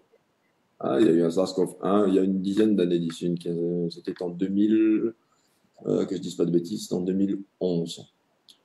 Il y a eu une première épidémie à SARS-CoV-1 que l'on appelait, attendez que ma mémoire me revienne, et là ma mémoire me joue des tours, c'était l'épidémie à H1N1. Ok. Vous avez entendu parler de ça? Non. Ça a été un sérieux problème de santé. Il n'avait pas, fort et heureusement, il n'avait pas été aussi contaminant, contagieux et il ne s'était pas disséminé aussi vite que le SARS-CoV-2. Mais la mortalité était élevée. Hein. C'était un virus qui avait à peu près 11%, non 10% de mortalité. Donc c'était un virus assez sérieux. Voilà, donc SARS-CoV-2, c'est le nom du virus. Ensuite, la COVID-19, c'est le nom de la maladie qui est provoquée par le virus. Ah, Hein? ok. Donc, COVID-19, c'est coronavirus disease. 19 pour l'année où le virus a été identifié pour la première fois, 2019. Merci. C'est plus clair maintenant. Je crois que j'espère que ça l'est également pour vous parce que justement, quand, quand j'ai commencé à lire là-dessus, je me suis demandé ça, c'est un autre virus ou alors c'est le même. C'est toujours. Non, c'est le nom scientifique du virus, c'est SARS-CoV-2. Et la maladie qui est provoquée par le virus, c'est la COVID-19. Pour ma défense, j'ai pas fait d'études de médecine. J'ai pas fait. J'ai rien Non, fait mais de tel. bien naturel. Professeur, on parle d'un vaccin en préparation contre cette maladie et il y a toute une polémique autour. Vous en avez certainement entendu parler. J'aimerais bien avoir votre avis sur la question. Eh bien, si vous aviez été sur le blog, vous auriez vu, j'ai développé pas mal d'autres articles sur les possibilités de traitement et éventuellement le vaccin en préparation. Alors, s'il y a un vaccin qui est en préparation, alors, qu'est-ce que ça m'évoque comme commentaire? Je m'en réjouis. Et je vais vous dire pourquoi je m'en réjouis. Je m'en réjouis parce que beaucoup de personnes n'ont pas les défenses qui sont nécessaires ou bien ont des risques de pouvoir être gravement malades. J'ai des amis. Je parlais tout à l'heure encore avec un de mes amis qui avait été fortement atteint par la maladie et donc je ne voudrais pas que les gens continuent de souffrir tout en sachant que la plupart d'entre nous, entre guillemets, jeunes personnes en dessous de 50 ans, est probablement à faible risque de développer quoi que ce soit de sérieux en relation avec cette maladie. Ça, c'est la première chose. Alors, donc, s'il y a un vaccin, je m'en réjouis, comme d'ailleurs pour le vaccin de la grippe, de sorte que, parce que mes parents, par exemple, étaient encore vivants, ils étaient vaccinés contre la grippe chaque année, parce que la grippe aussi tue des gens et tue des gens qui sont à risque. Hein. en particulier les personnes âgées chaque année. Tout à fait. Et donc pour toutes ces personnes-là, je me réjouis. Hein. Mais j'en vois également une note de prudence en disant que, bon, d'abord, le vaccin éventuel n'a pas encore démontré son efficacité et surtout, il se pourrait bien, ce n'est pas impossible, je ne dis pas que ce sera le cas, mais il n'est pas impossible que le vaccin arrive pour vacciner contre une maladie qui n'existe plus. Parce que, comme je vous ai dit tout à l'heure, avant SARS-CoV-2, il y avait H1N1, qui est un virus de la même famille, qui est arrivé et s'en est allé comme il était arrivé, sans que personne n'ait jamais développé de vaccin. Développer le vaccin. OK. Mhm. Donc, en conclusion, vous diriez qu'un vaccin, de votre point de vue, pour l'instant, n'est pas nécessaire? Non, c'est pas ce que j'ai dit. J'ai dit que j'étais très content qu'un vaccin éventuellement puisse arriver, surtout pour protéger les personnes qui sont à risque, dans le cas où l'épidémie se poursuivrait. OK. Pour le moment, elle se poursuit, pour information. Hein. Donc, l'épidémie a peut-être quitté ou est peut-être sur le point de quitter l'Europe après avoir quitté l'Asie, mais elle se poursuit aux Amériques et touche de façon assez sévère l'Amérique du Sud et se poursuit en Afrique. Et se poursuit en Afrique également, oui. Et je pense touche nos pays, notre Cameroun, de façon de plus en plus sévère.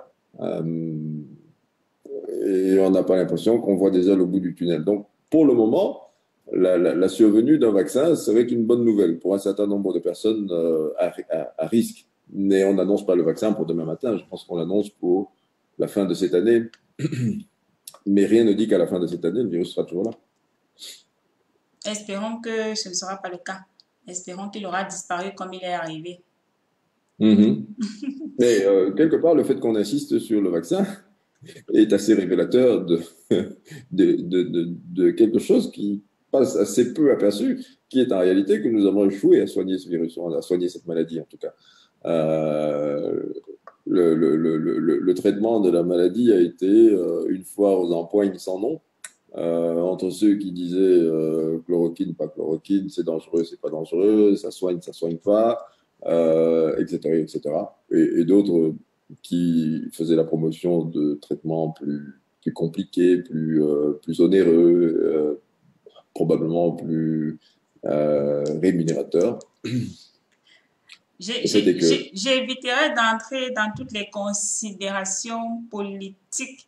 Le fait est qu'aujourd'hui, le 18 juin 2020, on ne nous a toujours pas dit à nous médecins comment est-ce qu'on soigne cette maladie.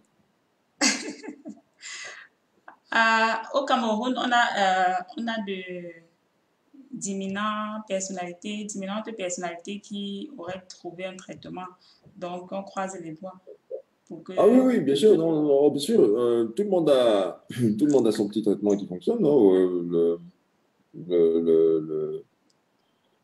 c'est l'archevêque de Douala, c'est ça, hein, Monseigneur Cléda qui a son petit traitement. Je ne sais pas du tout ce qu'il y a dedans. Bon.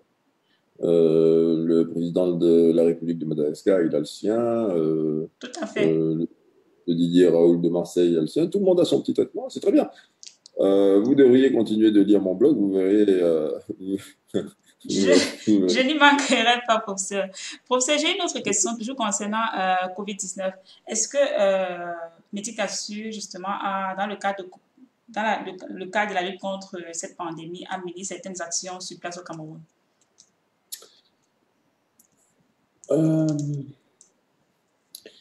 Je me rappelle encore, parce que au tout début de cette épidémie, je me trouvais au Cameroun. Je me suis d'ailleurs retrouvé coincé là-bas au Cameroun pendant quelques temps, parce que bien entendu les ponts des frontières avaient été fermés. Et nous avions alors tenu une réunion dans laquelle nous avions insisté, enfin nous étions résolus à ce que la gestion de l'épidémie serait probablement quelque chose du domaine de la santé publique au Cameroun. Et donc, l'État allait déployer les moyens nécessaires pour être le seul intervenant et le seul recours pour les patients malades. C'est ce qui s'est produit du moins dans les débuts de l'épidémie. Puis on en est arrivé au point où le nombre de malades est tellement important et les moyens de l'État sont tellement limités que maintenant ils ont permis à des institutions privées, sous certaines conditions bien entendu, de pouvoir s'engager dans la lutte. Donc nous, on était très conscients dès le début de l'épidémie que ça allait être une histoire publique et, et, et, et tout ce qui nous importait fondamentalement, et tout ce qui nous importe d'ailleurs, c'est que les patients qui sont sous contrat avec nous puissent trouver un lit, éventuellement si elles sont malades, ou bien puissent être soignées chez elles à leur domicile de la façon la plus efficace possible. Comme je l'ai dit tout à l'heure, on ne nous a toujours pas dit quelle est la façon la plus efficace, mais on sait que il faut permettre aux patients d'assurer ses fonctions respiratoires aussi longtemps que possible et qu'il faut lui apporter, lorsque c'est nécessaire, l'oxygène qui va lui permettre de survivre le temps que son système immunitaire permette de prendre le contrôle de la maladie. Donc on le sait. On sait également qu'il y a un certain nombre de petites choses qui marchent, la chloroquine, quelques antibiotiques. On peut discuter à longueur de journée si ça marche pas. Mais écoutez, on sait qu'au début de la maladie, ça peut avoir un certain effet. On sait aussi maintenant que un certain nombre de supplétifs, le zinc, la vitamine D, les traitements anticoagulants, etc. Donc, toutes ces petites choses-là peuvent permettre effectivement aux patients de passer le cap difficile. D'accord. Donc, tout ce que nous faisons, chez Médicassure, c'est assurer nos patients de cela. Assurer qu'ils peuvent bénéficier de cela aussi bien dans un hôpital qu'à leur domicile. À côté de cela, nous avons développé, nous nous sommes demandé comment est-ce qu'on pouvait aider. Alors, on savait que c'était l'État qui devait être aidé, donc on est allé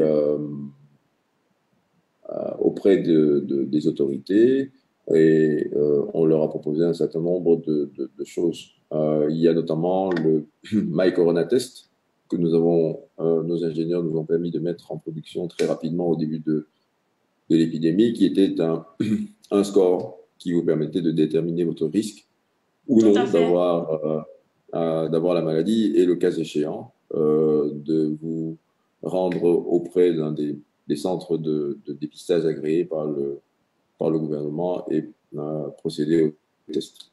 Nous avons eu à peu près... je tenais à préciser que My Corona Test est toujours accessible sur la page de Médicassure.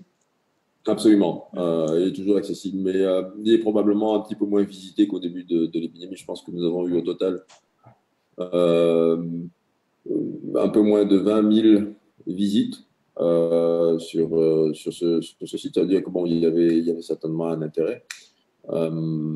Et j'espère que nous avons pu aider un certain nombre de patients comme ça, un certain nombre de personnes de cette façon. Voilà comment globalement nous avons contribué et nous contribuons à cette maladie. Si vous allez sur notre blog, nous avons également développé un certain nombre d'articles qui permettent en réalité aux lecteurs de comprendre quels sont les enjeux et qu'est-ce qui est important globalement à l'échelle mondiale et bien entendu aussi à l'échelle camerounaise dans le cadre de cette pandémie. D'accord. Professeur, tout à l'heure, vous avez parlé de traitement et j'ai omis de demander tout à l'heure, est-ce qu'au-delà des partenaires sur place au Cameroun, est-ce que Médicassure a également un centre de soins personnels?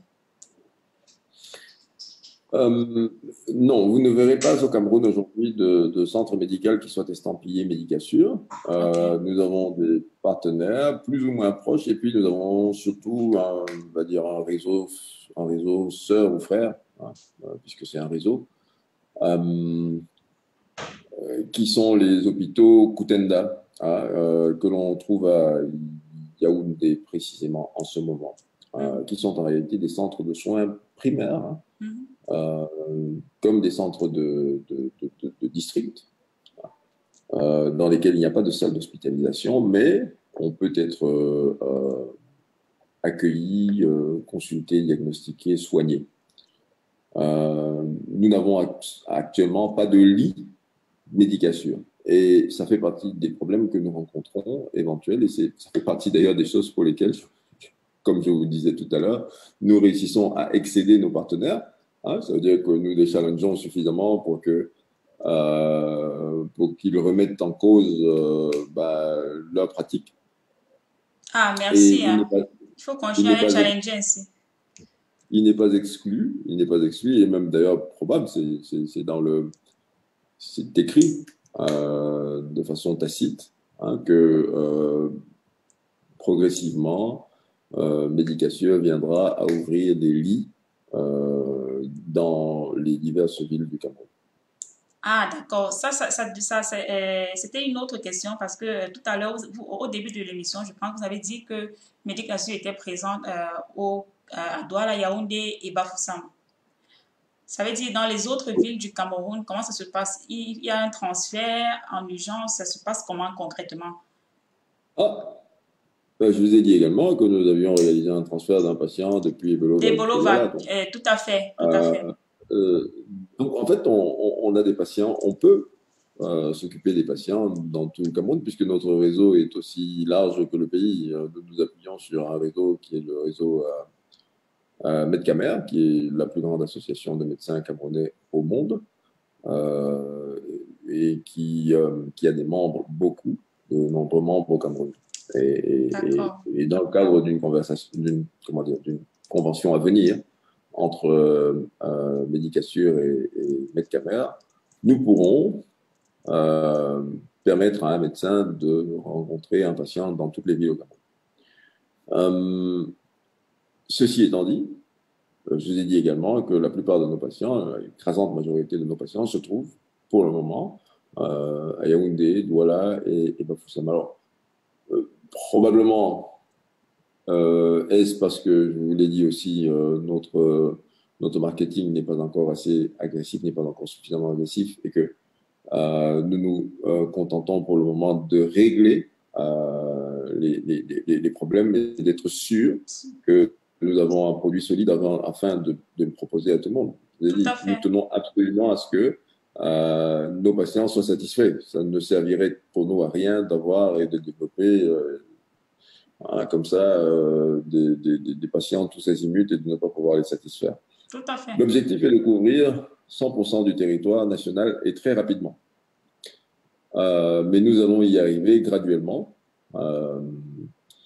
et selon une méthode que nous avons discutée en interne. D'abord, nous allons mettre des lits à disposition de nos patients progressivement dans les grandes villes, c'est-à-dire Yaoundé et Douala.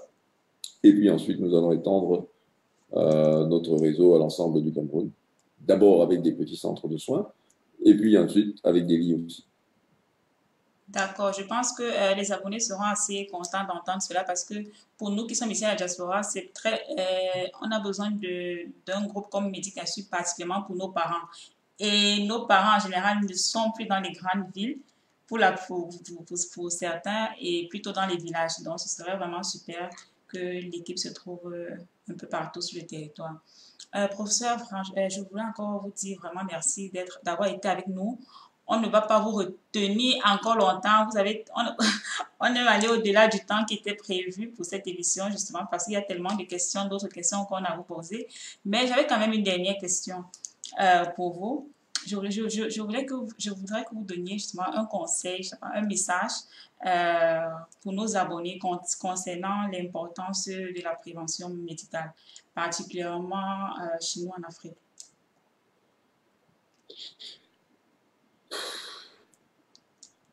Je ne sais pas quel est votre domaine de prédilection. D'abord, sachez que passer du temps à discuter avec vous, c'était un plaisir. Ah, ça me fait plaisir. Et je ne sais pas du tout combien de temps cela a duré, mais je n'ai pas vu le temps passer. Mais pour en revenir à votre question, je ne sais donc pas quel est votre domaine de prédilection.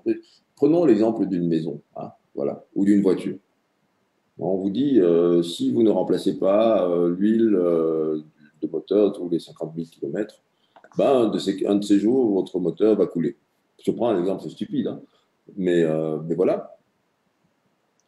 Pour des raisons d'économie ou pour des raisons qui vous sont propres, vous décidez de ne pas changer d'huile. Et puis, vous roulez ainsi 250 000 km. Et puis, voilà, au bout de 250 000 km, vous avez perdu un moteur. Quel est le prix que vous coûtera de réparer votre moteur versus avoir mis régulièrement de l'huile dans votre moteur pour parcourir les 250 000 km et toujours avoir un moteur en parfait état de fonctionnement après les 250 000 km?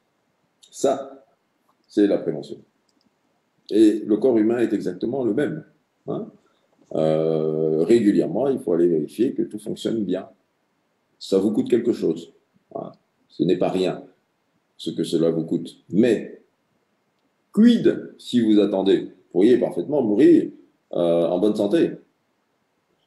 Mais quid s'il vous arrivait parce que vous n'avez pas eu la prévention nécessaire d'avoir un problème qui va vous coûter bien plus cher et vous enquiquiner bien davantage que si vous aviez réalisé votre prévention régulièrement. C'est ça la question au cœur de la prévention. Et la réponse, malheureusement, n'est pas quelque chose que je puis enseigner à tout le monde. Je peux juste donner cet exemple et dire que bon, ben, face à cet exemple, chacun fait comme sa conscience lui dicte. Moi, personnellement, hein, concernant ma famille, mes enfants, ben, je pense que je procéderai à des entretiens réguliers hein, plutôt que de devoir affronter le gros problème après. Merci, professeur. Merci infiniment. J'espère que nos abonnés vous ont entendu, vous ont compris surtout. Et j'espère que vous allez tous courir prendre une affiliation chez Medicassure. Moi, je l'ai déjà fait. Donc, c'est à votre tour. C'est également pour cette raison que nous avons invité le professeur aujourd'hui, pour que vous voyez justement l'importance du programme que eux ils proposent à Medicassure. Merci encore infiniment, professeur. On va vous laisser à vos autres occupations qui sont si nombreuses. Merci d'avoir pris le temps pour nous aujourd'hui et à bientôt, je dirais. Ben, écoutez, c'est moi qui vous remercie. Hein. Je suis là à votre disposition. Vous savez comment nous joindre. Il y a une rubrique sur notre site pour me joindre. Vous avez mon adresse personnelle éventuellement. Vous pouvez Tout me à faire fait. parvenir toutes les questions que vous souhaiteriez. Je me ferai un plaisir de vous aider éventuellement. Pour le reste, comme je vous ai dit, c'était un plaisir. Je n'ai pas vu le temps passer en votre compagnie. Ça, c'est un beau compliment, professeur. Moi également, je n'ai pas vu du tout le temps passer. Bien qu'il fasse déjà noir dehors. Hein. Oui, en effet. Ok, bonne soirée à vous et portez-vous bien. Merci. Bonne soirée. Chers abonnés, ne partez surtout pas. On va continuer. Le professeur est parti, mais je vous reprends dans un instant pour vous parler de notre prochain programme.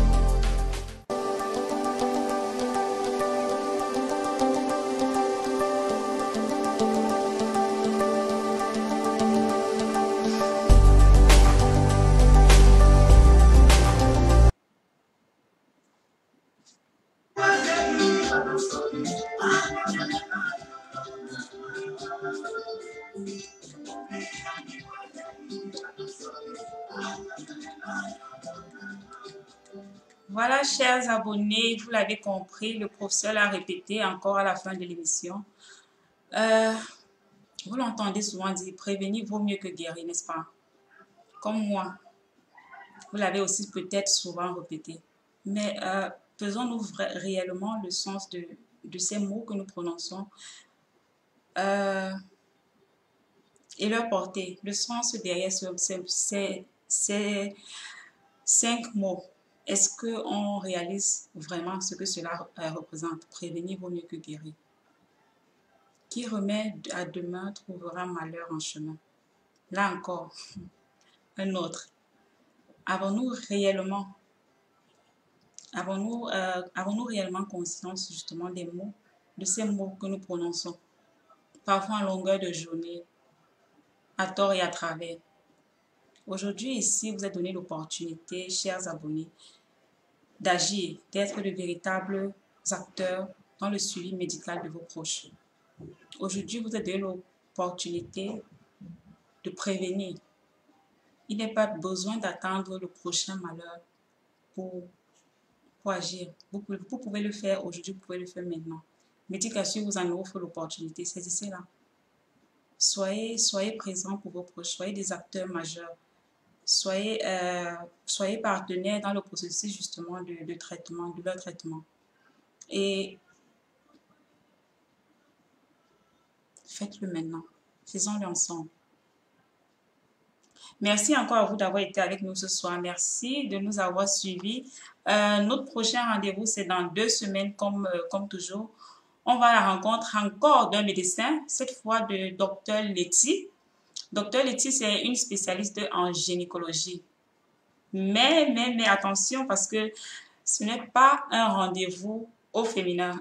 Non, pas du tout, parce que au-delà de parler des fibromes, des fausses couches ou encore du retour du plaisir vaginal après un accouchement par voie basse, qui sont des problèmes que rencontrent beaucoup de femmes.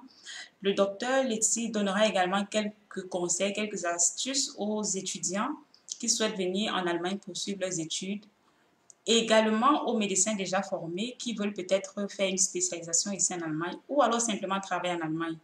Donc, ne manquez surtout pas le rendez-vous dans 2 semaines. C'est le 2 juillet prochain. Vous avez le flyer qui est là, qui s'affiche, voilà justement.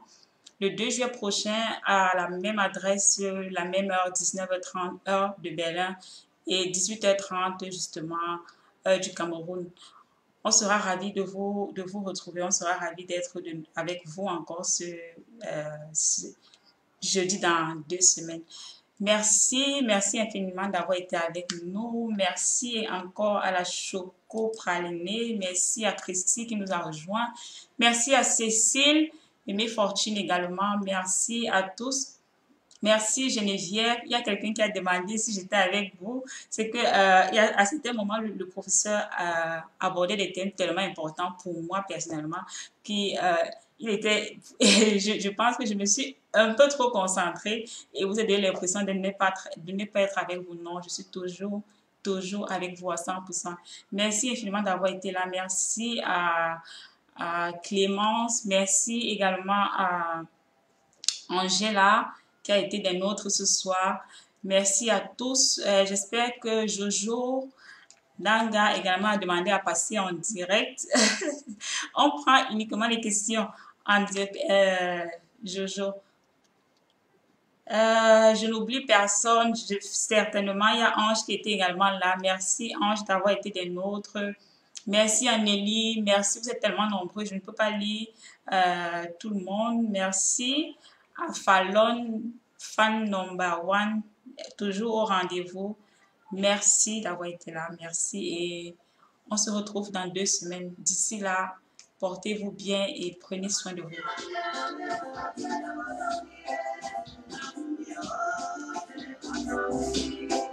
Ce qui est maman Guéa.